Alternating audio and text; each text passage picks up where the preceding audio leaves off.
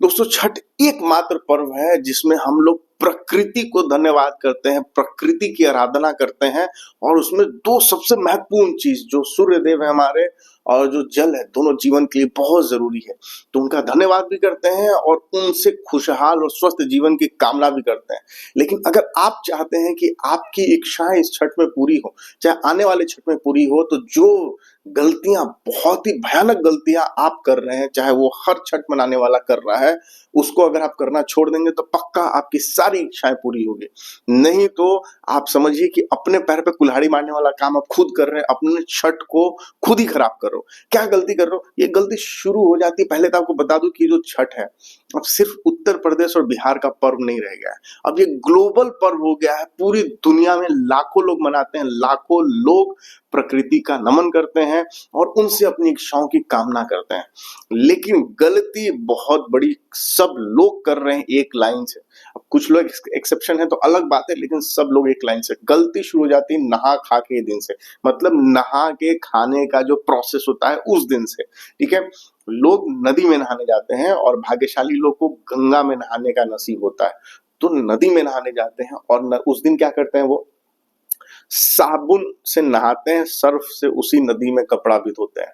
साथ ही साथ दिवाली के पूजा का जो मूर्ति होता है, वो जो फूल मालाएं होती हैं सूखी, वो सब पन्नी में बांध के ले जाते हैं और नदी में फेंक आते हैं। ठीक है, क्यों? नदी में बहा आते हैं, जिसको बोलते हैं विसर्जन कराते हैं। लेकिन गलती क्या होती है कि जो साबुन से, सर्फ से आप पानी में नहाते हैं, नदी के पानी में, साबुन और सर्फ में फॉस्फेट्स होते हैं, सर्फेक्टेंट्स होते हैं और भी अन्य तरह के केमिकल्स होते हैं। ठीक है, जो प्लास्टिक, चलो फूल माला तो है ऑर्गेनिक चीज, ठीक है, मूर्ति भी है मिट्टी का चीज, पीओपी का अगर वो नहीं है तो वो सब तो चलो ठीक है, डिकम्पोज हो जाएगा। लेकिन वो जो प्लास्टिक उसके साथ आपने भेज दिया, उसमें बीपीए और वैसे कई हानिकारक केमिकल्स होते हैं और आगे चल के वो माइक्रो प्लास्टिक में कन्वर्ट हो जाता है। ठीक है, अब आते हैं नेक्स्ट वाले दिन। ठीक है, आपका खरना का दिन। खरना के दिन बहुत लोग अब तो घर में ही प्रसाद बनाते हैं, लेकिन अभी भी बहुत सारे लोग नदी के ही पानी से प्रसाद बनाने की प्रथा है। ठीक है, और घाट पे ही प्रसाद बनाने की प्रथा है और आज भी कई लोग बनाते हैं। फिर आप सोचो कि उस नदी पे हर जगह यही गलती हो रही है और हर थोड़े थोड़े दूर पे लोग उस पर्व को घाट पे मना रहे हैं और वही पानी इस्तेमाल कर रहे हैं किस चीज में?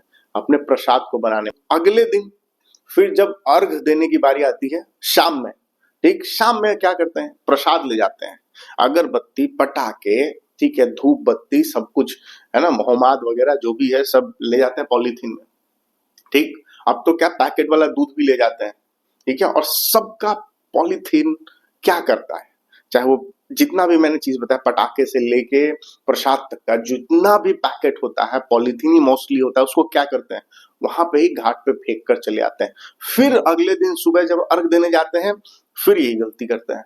तो आप ये सोचो कि जिस प्रकृति को आप धन्यवाद देने जा रहे हो, उसी प्रकृति को आप प्रदूषित करके आ रहे हो। जिस प्रकृति से आप अपनी खुशहाली और लंबी आयु की कामना करने जा रहे हो, उसी प्रकृति को आप प्रदूषित करके आ रहे हो। होता क्या है, इन सारे चीजों से इतने सारे जो केमिकल्स जो पानी में हमने छोड़ दिए तरह तरह से, चाहे वो साबुन के यूज के माध्यम से, सर्फ के यूज के माध्यम से, फल के प्लास्टिक से, पटाखों के, अगरबत्ती के प्लास्टिक से, वो क्या होता है आगे चल के वो जो रसायन निकलते हैं, वो जो माइक्रो प्लास्टिक बनता है, फिर से हमारे फूड चेन में, पानी में पहले तो प्रदूषित करता है और पानी को प्रदूषित करके फिर से हमारे फूड चेन में जाता है।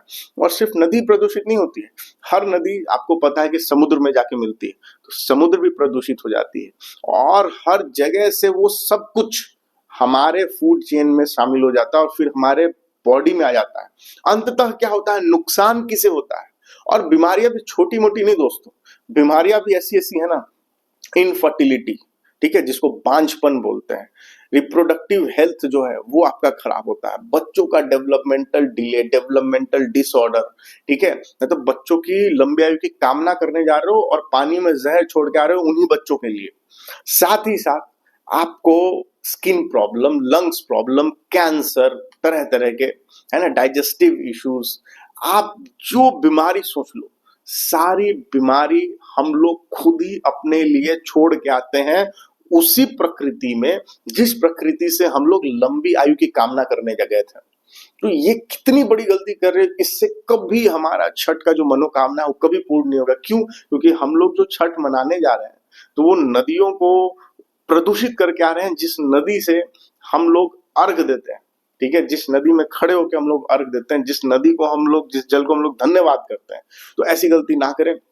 और जितने लोग भी छठ मनाने जा रहे हैं, एक प्रकृति के सिपाही बन के छठ मनाए, ताकि छठी मैया हमसे खुश हो, हमें वरदान दे, हमें श्राप न दे, ठीक है। और एक छोटा सा मैं मैसेज भी है जो डिस्क्रिप्शन में डाल दूंगा, चाहो तो जो लोग भी घाट पे छठ मनाने जाते हैं, देखने जाते हैं, वो मैसेज का प्रिंट आउट ले लीजिए पेपर पे, या मान लीजिए अगर बिलबोर्ड बनवा सकते हैं तो बहुत अच्छी बात है, छोटा सा। और घाट पे जो लोग जाते हैं तो वहां पे लगा दीजिए।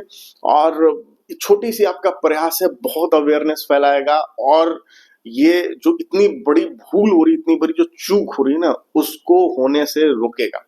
तो आशा करता हूं कि आप ये जो वीडियो है ना, हर उन लोगों तक पहुंचाओगे जो छठ करने जाते हैं, या जो छठ देखने जाते हैं, या किसी भी तरह से इस प्रोसेस, पूरे छठ पूजा के प्रोसेस में इन्वॉल्व है।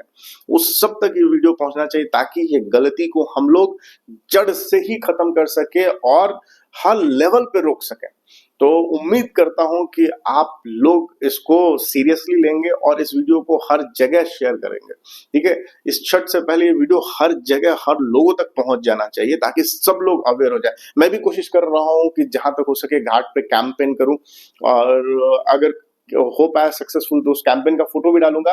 और उम्मीद करता हूं कि आप लोग भी अपने स्तर से छोटा मोटा प्रयास कीजिए और इस पाप को होने से रोकिए।